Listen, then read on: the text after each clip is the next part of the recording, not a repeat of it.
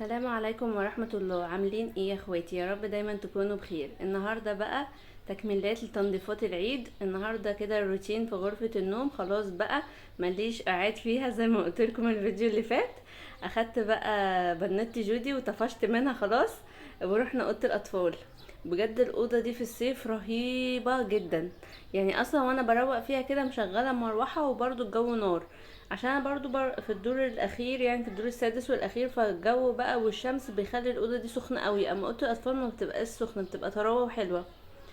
إيه، فخلاص بقى رحت الاوضه التانية. والاوضه دي يعني احسن حاجه بقى ان هيبقى عندي اوضه مش هتتبهدل طول الصيف بقى وهتبقى مقفوله. الله بجد على الاحساس، الواحد بيحس بفرحه كده وفي اوضه نظيفه، يعني ولو برضو هدخلها كل فتره كده. لو فيها تراب امسح التراب كده، يعني الترويقه الخفيفه دي. فانا حبيت بقى ايه اشارككم بقى وانا بعمل روتين. النهارده كنت بعمل بقى في البلكونه. طبعا انا المكنسه دي كنت مخصصاها كده للبلكونه الصغيره هنا والبلكونه الكبيره، والشرشوبه برضو نفس الكلام، بمسح بيها البلكونه الصغيره دي والبلكونه الكبيره. يعني انا مخصصاهم ما بدخلهمش الشقه خالص، يعني ما بمسحش بيهم الارض الشقه، هي البلكونات بس. ما ننساش بقى تحطوا لي لايك وتعملوا سبسكرايب وتفعيل زر الجرس عشان يوصل لكم مني كل فيديو جديد بنزله. ويا ريت بقى لو حد مش مشترك اشترك كده في قناتي، هتعجبك والله، وفيديوهات بقى محفزه ومشجعه. يلا كده، وفضلا منكم وليس امرا تحطوا لي لايك. اللايك بقى بيرفع الفيديو وبيخلي غيرك يعني يشوفه كده. فانا هنا بقى كنت بعمل البلكونه والسلك بقى ونضفتها كويس بفوطه مبلوله. ما ننساش بقى زي ما متعودين مع بعض نصلي على النبي. اللهم صل وسلم وبارك على سيدنا على سيدنا محمد وعلى اله وصحبه اجمعين. ونستغفر كتير، استغفر الله العظيم واتوب اليه، استغفر الله العظيم من كل ذنب عظيم. برضو يا جماعة كده، بسم الله والصلاة والسلام على رسول الله صلى الله عليه وسلم. الصيف بقى يا جماعة، الصيف وحر الصيف وشدة الحرارة. يعني الصيف وحر الصيف وشدة الحرارة لازم تفكرنا كلنا بحاجتين اتنين بنعملهم كل يوم بأمر الله. ربنا سبحانه وتعالى يستجيبهم مننا ويستجيب دعاءنا ويغفر لنا ذنوبنا ونبرد حر الصيف ده. اول حاجة الحديث والسنة المؤكدة عن النبي محمد صلى الله عليه وسلم، اللي هو بعد التشهد الاخير بنستعيذ بالله من 4 حاجات: من شر جهنم، ومن شر عذاب القبر، ومن فتنة المحيا والممات، ومن شر فتنة المسيح الدجال. بعد نهاية التشهد خلاص، يعني انك حميد مجيد، تقول بقى الدعاء ده: اللهم اني اعوذ بك من عذاب جهنم ومن عذاب القبر ومن شر فتنة المحيا والممات ومن شر فتنة المسيح الدجال. 4 حاجات بنستعيذ بالله منهم، باذن الله ربنا ينجيك منهم. الاربعة طبعا دول اكبر حاجة في الدنيا، يعني الاربعة دول اكبر حاجة في الدنيا. واكبر عذاب عذاب جهنم، وحر جهنم، عذاب القبر، وفتنة القبر، وشر فتنة المحيا والممات. يعني الحاجات دي، الفتن اللي بتحصل لك في حياتك كلها ممكن تقلب حياتك وممكن تخليك تعمل ذنوب، وكل الفتن اللي ممكن تحصل لك في حياتك والفتن اللي ممكن تحصل لك اثناء الممات، مثلا سوء الخاتمه، او مثلا حاجات الناس اللي بتهتز عند الموت وما تعرفش تقول الشهاده، بتبقى تعبانه مثلا ومريضه فبتشرك بالله مثلا والكلام من ده، اي حاجه خاصه بالموت. يعني عموما انت بتستعيذ بالله من ال4 حاجات دول بعد كل تشهد.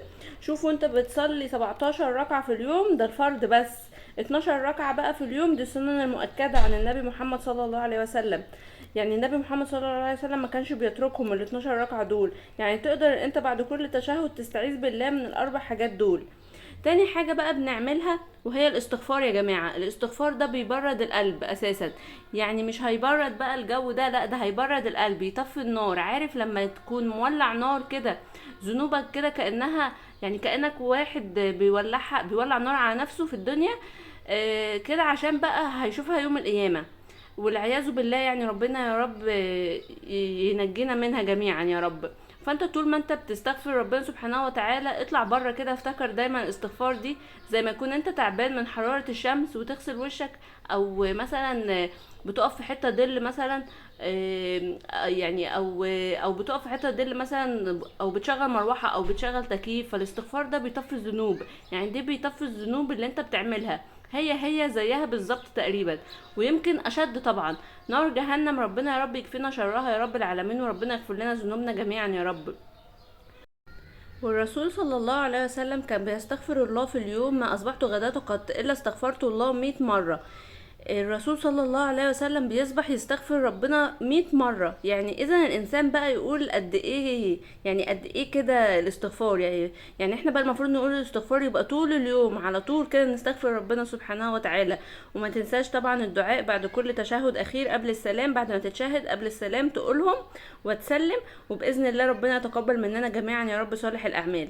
حبيت برضو اقول لكم الحديث ده عشان احنا بقى خلاص دخلنا في الصيف والجو بقى حر جدا، فنخلي الاستغفار على طول على لساننا، نقعد نستغفر كتير. استغفر الله العظيم من كل ذنب عظيم، استغفر الله العظيم واتوب اليه. يعني على طول خلي لسانك دايما كده عليه الاستغفار. نرجع بقى للروتين بتاعنا. أنا النهارده بقى ايه، حبيت بقى اشارككم زي ما قلت لكم كده في الروتين في غرفة النوم. كنت بقى مسحت كنست البلكونة ومسحتها بالمساحة. وبرضو الحديد اللي في البلكونة حطيت فيه مية عشان ينضف بقى ويبقى زي الفل. وبعد كده بقى الكومودينو مسحته بالجلانس، الازاز مسحته بالجلانس، والدولاب برضو مسحته والتسريحة. وانا حبيت بقى ايه، عشان انا خلاص بقى مش هقعد كتير في اوضه النوم، فما حطيتش ميك اب كتير يعني على التسريحه زي كل مره كده بصور معاكم. يعني حاجات بسيطه كده، الحاجات اليوميه. خليتها كده سيمبل كده وبسيطه. والسرير برضو شلت الملاية القديمة وفرشت ملاية جديدة. يعني انا الصراحة يعني بحاول على قد ما اقدر بتبقى ايدي على طول في الحاجة. يعني هو انا عاملاها عميقة الصراحة، بس انا من كام يوم برضو زي ما كنت قايله لكم في غرفة الاطفال كنت برضو شايلة تحت السرير هنا ومظبطة تحتيه وكده. انا اصلا كان السرير مكانه مش هنا، كان محطوط في ناحية تانية، فانا نقلة بقى، انا مغيرة الستايل اصلا انا الصراحة هقول لكم ان انا صراحة من النوع ان انا ما بحبش اثبت على شكل معين. يعني كل فتره كده احب اغير الشكل، اجيب السرير كده اجيبه كده. يعني مثلا عندي برضو في الصاله ما اسيبش السفره في مكان واحد، انقلها واوديها الناحيه التانية، الانتريه كده. يعني لو تلاحظوا معايا في الفيديوهات بحب انقل. فانا اصلا كنت منضفه تحت السرير وكنسه كويس تحتيه ومسحه برضو بالمساحه تحتيه. وكده فرشت بقى ملايه جديده ووش مخده جديده وكده وهنا بقى جيت على الارض وكنست الارض. هو صراحة كان طالع بقى شوية تراب.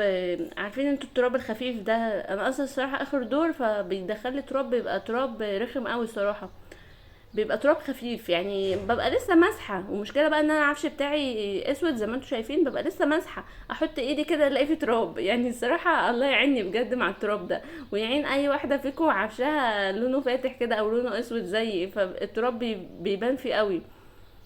وهنا بقى بعد ما كنست لميت كل التراب بالجاروف، وهنا بقى جبت الديتول وبالمساحة رشيت دوتيل في الارض، رشيت دوتيل في الارض، وبالمساحة بقى مسحت كل السيراميك وخليت السيراميك كده بقى بيبرق وجميل. بصوا السيراميك بيلمع ازاي. يلا كده اي واحدة ما قومتش تروق تروقة العيد تقوم يلا تشجع معايا، انا بشجعكم اهو وبنزل معاكم كل يوم فيديو. يعني ايه، شجعوني بقى وحطوا لي لايكات عشان انا بنزل معاكم كل يوم فيديو. وان شاء الله هحاول اخلص قبل العيد ان شاء الله، يعني باذن الله هخلص قبل العيد وانتوا معايا برضو. فانا هنا بقى ايه رشيت ديتول في الاوضه كلها ومسحتها بالمساحه. والله بصوا الاوضه بقت زي الفل وبقت بتبرق. وهخلصها بقى وهقفل الباب بقى وهتبقى نضيفه بقى معايا لاطول وقت. وده كان شكل الاوضه النهائي. اتمنى كده يكون روتيني خفيف عليكم ويعجبكم. وانا صراحه جبت السجاد، انا لميت بقى كل سجاد الشقه، الصراحه جو حر قوي، لميت كل السجاد وحطيته جنب الدولاب هنا، مش لاقي مكان. قولوا لي ايه رايكم في المكان ده، كويس ولا انقله؟ يعني هستنى ردكم تقولوا لي ايه. وهنا بقى شديت الستاره الخفيفه، كنا خلاص اخر النهار. اتمنى بقى روتين النهارده يعجبكم وتقولوا لي ايه رايكم. ما تنسونيش فيه في اللايك والسبسكرايب وتفعيل زر الجرس عشان يوصلكم مني كل فيديو جديد بنزله ان شاء الله. والقاكم في فيديو جديد تاني، ومع السلامة.